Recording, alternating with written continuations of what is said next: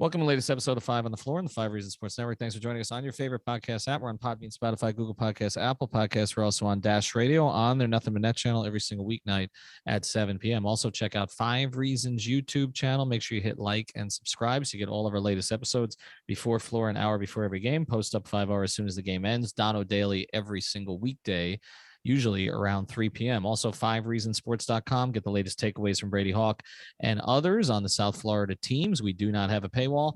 And check out the great sponsors of the Five Reasons Sports Network. I mention this one all the time. This is one of our local sponsors, All Pro Construction Builders. If you're a South Florida resident, you know that hurricane season is always around the corner. You got to protect your home or business. So make sure to contact All Pro Construction Builders. They specialize in impact windows and doors for residential and commercial properties. All Pro Construction Builders is a state-certified, licensed, and insured general contractor. They service, again, Miami-Dade and Monroe, but also Broward, and they only use locally made products, American-made. They're family-owned and operated. Reach out to our guy, Danny, at 305-484-4429. That's 305-484-4429. Mention Five Reasons. You'll get not only a free estimate, but you'll also get a 10% discount off the entire order. You get competitive pricing there, but also quality service. So reach out to Danny, 305-484-4429. And now, tonight's episode. Down to Biscayne. Yeah. Five on the floor, ride for my dogs. Where here's the thing, you can check the score. Hustle hard, couple scars, wearing bubble frauds. Just like Butler said, you in trouble, y'all. Kept the floor playing, got it all banned. Y'all seen the block, stop with one hand. And Pat we trust, Inspire have the guts. We're here to bring the heat, y'all can hang it up. Welcome to Five on the Floor, a daily insider show on the Miami Heat and the NBA, featuring Ethan Skolnick, Greg Sylvander, and Alex Toledo, plus others from the Five Reasons Sports Network. All right, Ethan Skolnick back on Five on the Floor. We got a full crew tonight, but a new crew. We've got Brady Hawk. You can follow him at Brady Hawk 305. Greg Sylvander, you can follow at Greg Sylvander. And my guy, Timothy Bain, he's in here from the Bahamas. He's on one of his little trips to South Florida. So he's going to join. You can catch him on the YouTube channel on Bahama Rican Boys, but he's going to join us here on Five on the Floor. Going to set the tone tonight. The Miami Heat, here's the floor plan. They hit a lot of threes. They set a franchise record for three-pointers made with 22. They scored 144 points. It's funny. I turned to Alex at halftime. Like, they might get 140 tonight. They got 144. Duncan Robinson was hot early. Tyler Hero led the team in scoring with 33 off the bench. Jimmy Butler had 27 and a great floor game. Bam Adebayo played well. I just want to couch all of this before we go forward. The Charlotte Hornets are one of the worst defensive teams I've ever seen in person. They don't guard anybody. They don't guard the three. They don't run out to shooters. They've given up 140 a couple times in the last week. But we talked about it before this week that this was an opportunity for the Heat's offense to get right. They were playing a couple of bad defensive teams in Charlotte and Atlanta, teams that they could see in the first round. And then they were going to get an Orlando team that's been competitive lately, but they're 19th in the league in defense. The other two are 24th and 28th. So not a complete surprise tonight. But a couple of things I want to go through, and then I'm going to let you guys weigh in on this, and Timmy's going to weigh in on this here too. The number one thing I came out of tonight is this team is playing with a high level of confidence right now. And it's individual players and it's collective. Tyler Hero said after the game, this is the best basketball I've ever played in my life. Jimmy Butler seems, since the changes were made to create more space, like he's playing with more confidence, not just in terms of attacking mismatches, but also with a three-point shooting. He wore the shooting sleeve again tonight. I guess that's not coming off. He said he looked like a combo of AI and Luka. Bam was doing things in the post that we haven't seen him do for most of the season. I think his game got a little bit overlooked. And Duncan Robinson, a guy who was shooting in the low 20s from three at home for the first 2 months of the season, comes out tonight and he makes his first five. And we also see Max Strus he's averaging close to 16 points as a starter. They just look, Greg, right now like they're at peace. The only bad thing that happened tonight was PJ Tucker hurting his calf. But if that shuts him down for the next two games, that's probably a good thing. And he'll be back, I'm sure, for the start of the playoffs. But what is, in terms of confidence here, where this group is, what's your single biggest takeaway? You kind of alluded to it already, is that they are firing on all cylinders right at the right moment. And it's just crazy how we got here, the roller coaster. But you talk about it being a banner night from 3-point land, as you mentioned. Cooper Moorhead just dropped an article, and a couple of things that jumped off the page to me is that they scored 144, as you mentioned. That's the second most in franchise history. 42 was the high for any fourth quarter this season. So to see the offense clicking like that this late in the season, I think is just it's perfect timing. It's nice to see it actually happen without Kyle, because it shows that they can be functional in certain ways without him. And that means that some of the things that Kyle does is rubbing off on others, I would hope. But you're right. This all starts though with the guy who now has the most points ever off the bench. He tied the most ever with Dwayne Wade, 35 points off the bench. Tyler Hero. Yeah, and I think when you look at what Tyler's done this year, here's the thing that jumps out to me is, Brady, when we talk about, and Jimmy said it, I mean, the sixth man of the year has been locked up for months, if anybody's been paying attention. And obviously, a lot of us called that a week before the season, but I don't think even best case scenario that you would have expected Tyler to be this consistent in that. There were a couple of pockets where he struggled a little bit more, but really not a lot, right? Like, and we see six men, like even the great six men in history, like the Lou Williamses of the world, or the Jamal Crawfords, or the others who've kind of filled that role. Like they would go through stretches where they would be inefficient. He really hasn't had that many times this year that he's been inefficient. And now he's kind of on the rise at the perfect time, this season. And he just, pulling off from a layup to try to shoot a three, maybe that wasn't quite necessary, but it's just, the confidence from three also, which is the other thing. That's the part of his game that tends to come and go. And he hit another 6 tonight. Yeah, it just looks effortless when he's doing it. Like the fact that somebody of his caliber can have 35 points and you're not surprised, and the way he does it just looks pretty effortless is kind of the thing that speaks volume. I think a big thing is the efficiency. The 3-point shooting, I think, does stand out because he had that game where he even said it, where he was 0 for 9 from 2 and he was like 6 of 7 from 3. And the first thing he said after the game was like, it's usually the other way around. Like, and usually people don't comment like that, but he did point that out, that when you have the 3 going, it kind of completes his whole everything together. But the thing that stands out to me isn't the 35. It isn't all the other things. It's just that he's the focal point. And when we think about the other things he's done, let's even think about the bubble year of his role. It was a complimentary piece. And like now you're seeing him become a focal point, and he's the guy that they're sending 2 at. And he's the guy that has the ball in his hands and he's creating for these shooters, which ties into Duncan tonight. Because first of all, you mentioned the defense. I was looking over all of the shots, the 7 threes he took. Most of them were open. Like I think some of that is coming off the bench, and it's a difference from the starting, attacking, the actions with him and Bam. But a lot of it is just a poor Charlotte defense that he's getting open looks. But it's just interesting to me just to see the way they can work together. Like one of the best lineups tonight was Tyler and Duncan running with 3 defenders. Like the fact that spacing can work. And the other part of this, to tie it into the focal point thing, he had 7 threes, Duncan. 5 of them were assisted by Jimmy Butler. The change to put him to the bench is less of him and Bam spamming and more of, okay, we have Tyler and Jimmy who are going to draw 2 on every single drive. Duncan's going to get better looks. It's happened since the Kings game. It's just been that over that 4-game stretch, he hasn't hit open looks. Like the open looks have been there. We talked about these after the games. He just hit them tonight. Like he's going to get open looks. And this is why I'm not saying it's because of Duncan that they scored 144, but he's what can really take this total offense from, 1 to 8, 1 to 9 to the next level. When you have 2 shooters of this level that you can rely on, I don't know if they can rely on him on a game-to-game basis, but when you can get this type of performance and you can work them in this way and say, okay, we now trust Jimmy at the 4 that we're going to go total spacing, it just speaks volume to a lot of guys in this team.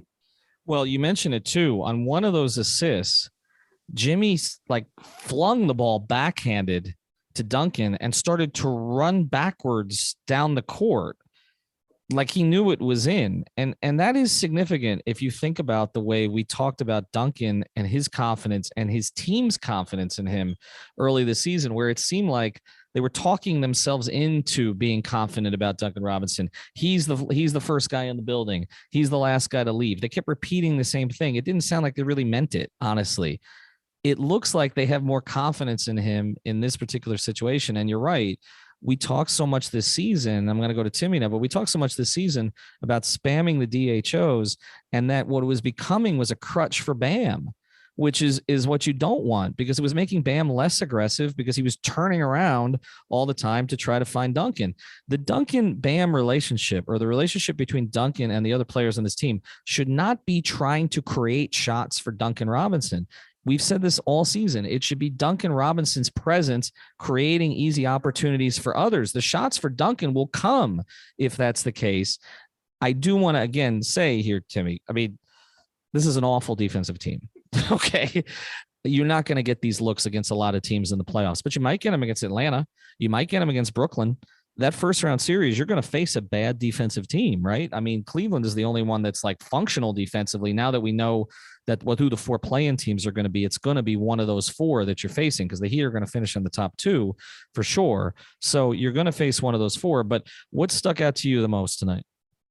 I think it was this game and the last game. My biggest problem has always been Jimmy and Bam getting to the paint, turning around and passing out. What I've seen is that I think it's a combination between the confidence, yes, but also Duncan not being there or facing the Strus. About 3 times, Bam turned around and hit the jumper. It wasn't turn around, pass out. It was turn around over the So me and Brian have this thing. We've been calling Bam Mini KG for like 3 years now. And it's now Bam gets to that, instead of trying to pass out to Duncan or look for the XHO, he missed the first one, but he hit 2 over PJ. And Jimmy did not miss. Once he got that dribble and he got that little pocket between the picks, he attempted it. And that's what I think that changed off his attempting. We saw how Plumlee almost broke his ankle running out to Jimmy. So I think, yes, it's better space similar to Duncan. I do think it was too heavy of a reliance on Duncan. Like, okay, Duncan is there, he'll bail us out, or let's pass it to get Duncan going. No, Jimmy realizes, I am the max player, I am the man. I used to, like as most improved, yeah, I used to hit threes. I saw his post-game comment saying, yeah, they're allowing me to shoot more, but I'm just thinking that they're there. But and this has been the whole Ben Simmons thing, like just attempt it. Just attempt the shot. Yeah, good player. So that's how good to me. Jimmy and Bam actually taken, and I don't care if it didn't really, it hit, so that's why we score almost 150 points. But they attempted the mid-range shots, and that's what makes them, yes, they are 3-point shooters, but they are very capable mid-range shooters. And a lot of the games we've lost, so the offense is stagnated because Jimmy and Bam would get open, they would grind on the shot clock, and they refuse to attempt the shots. The last 2 games, especially last night, they actually attempted. Yes, it's about defense, but I think attempting that shot just opens up so much of the offense. Yeah, and I think as we come back, we're going to talk about some of the opponents that they might possibly play, and also what the repercussions of a Tucker injury might be. But I do think what we see in a game like this is you can talk about everybody, because there were pockets of the game where everybody kind of took the lead. But I think you're right, Greg. I think where this is trending is, and we've talked about this behind the scenes a little bit, that at some point Jimmy was going to have to give up some of the reins to Tyler. And the way that they have created the new offense here, where, again, every single time that Tyler and Jimmy have played in the same game since the changes were made, Tyler Hero subs in for Jimmy Butler. This has been with whether it's Eric Spoelstra or Chris Quinn. This is a designed rotation now to get Tyler on the floor without Jimmy at the start, to allow him to cook a little bit and get into the game and play with Bam, and then bring Jimmy back with 4 subs.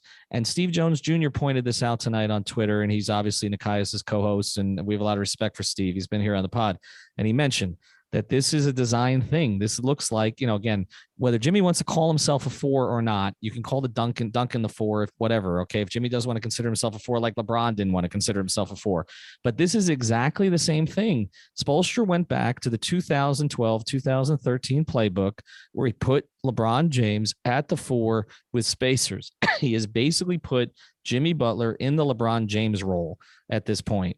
Okay. And you can make an argument right now. Okay. And I know this is a crazy thing to say.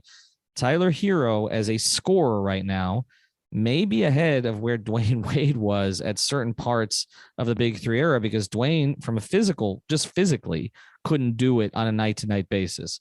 Tyler at 22 years old can. I'm not saying he's Dwayne Wade's. I don't want this to get clipped and all the rest of this, but I'm just saying if you go back to the Big 3 era, it was harder for LeBron to turn the reins over to Dwayne sometimes because Dwayne just physically couldn't handle it. Tyler can handle it. And so this is working even better maybe than it did before. And again, you got Bam kind of in the Bosch role to a certain degree where he can carry you for certain parts of the game, but he doesn't have to. And so I think I think Eric, when he talks about going back to things that worked, I think he's gone, not just going back to stuff earlier this season. I think Eric's gone back years to find some things that worked and some tweaks in terms of rotation. We're seeing that with the 9-man rotation. All right, when we come back, we're going to talk a little bit about Victor Oladipo because he did not play tonight. And it looks like that's designed at this point. And also, how do you handle the last 2 games, considering where you are in the standings? Before we do, I want to tell you about a couple sponsors of the 5 Reasons Sports Network. We mention this one all the time.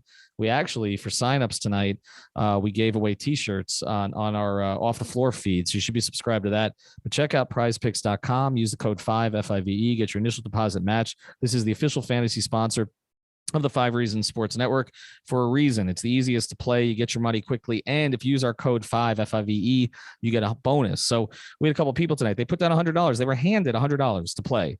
It's a pretty good start. Okay. So use the code 5 FIVE. Also with MLB coming up here soon, you're going to be able to play baseball if you want there. NHL, the Panthers won again tonight. They came back from a 4-goal deficit again tonight. So I would be playing Huberdeau over recently. He had 5 points, but you can play Panthers together with Heat players if you want. So go to prizepicks.com, use the code 5. And of course, for all your premium CBD, we want you to use the code 5RSN. That's our product code, the number 5 RSN at therapistpreferred.com. That's for your premium, your tincture, your sports cream, your gummies for recovery, for sleep. Go to therapistpreferred.com. Use the code 5. That's number 5 RSN for 25% off. All right, we're going to go around the horn here, so everybody be quick. All right. The significance to you, Greg, of Victor Oladipo not playing at all tonight. He was dressed. Markieff Morris was not dressed. Vic was. Kyle didn't play. And Vic didn't play at all. Your thoughts? I'm not reading too much into it. I think that this was, in certain respects, supposed to be the dress rehearsal game. And so they tried to get to as close to that as they could from a rotation perspective. And that's why you didn't see Depot, because that's not how the dress, like when the games matter come April 16th, I think is the first day of the playoffs. Oladipo won't be in the rotation. So I don't look too much into it. He'll get his opportunities in these last 2. Brady, PJ Tucker. I don't anticipate that's going to keep him out a long time, but you never know with a calf injury at his age, how this plays out. They do have some time before the playoffs start. First, do you expect to see him again the rest of the season? And then I guess the second question would be, if he's not ready for game 1 of the playoffs, and I'm not anticipating that, but if he's not, what would be your option? Who would you plug in there? Yeah, I think first of all, I don't think PJ Tucker is going to play. Like, this is like the ultimate scenario where I think Spo actually has the upper hand to say, PJ, you're not playing a game this season. Like, they finally can do that and they have a reason. But in terms of who they put in, I would probably say Caleb, even though I think Markieff Morris is the situational player that they plug in. And I know they can move Jimmy down to the 4, just like they do PJ. But Caleb Martin kind of plugging in there for me feels like a way they could go. And I think this is also a lot dependent on matchup. Like, different matchups, I think we would have different answers. But Caleb plugging into that starting lineup would obviously open up some options off the bench. They can go some different routes. Maybe you see Oladipo after the conversation we just had. I highly doubt it, but it's possible. That kind of opens up a door. But it would probably have to be obviously between Caleb and Markieff. And I guess Markieff, that would be his best chance with the situations that we kind of present. Jimmy at the 4, Jimmy at the 4, Jimmy at the 4, Jimmy at the 4. That's what would happen. Maybe not as a starter, Greg, but yes, possibly. He'll certainly get a lot of, although he'll claim he's not a 4 even if he is. I don't know. What is it about guys not wanting to say they're power forwards? I don't get it. Timmy, Gabe Vincent started tonight, didn't make a lot of shots, made some plays in the paint though. Your feeling about where his game is right now? I'm just happy he was able to hit a couple of threes last of the week. I really like what Gabe does on defense. I'm just afraid of what he does against a long game. But that really only was the Raptors. So I no longer have the fear of the Raptors after watching that last game.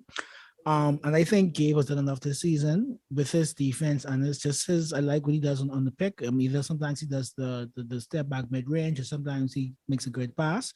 I think, like Greg says, Digo is going to not be in the rotation. That's because of Gabe. It's not really more so Victor isn't ready. I think Gabe has done enough gave us that enough to secure his rotation spot for the season, this postseason at least.